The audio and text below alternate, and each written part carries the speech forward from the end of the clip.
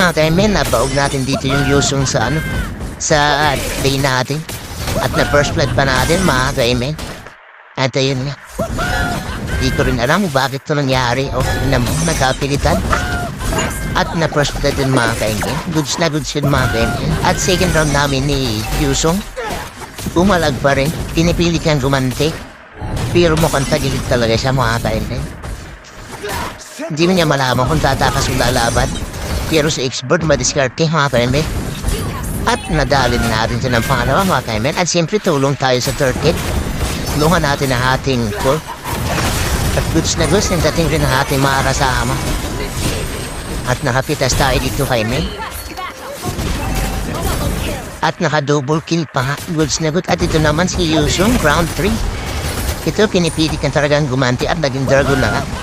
Gusto niya na akong paslangin mga kaibigan.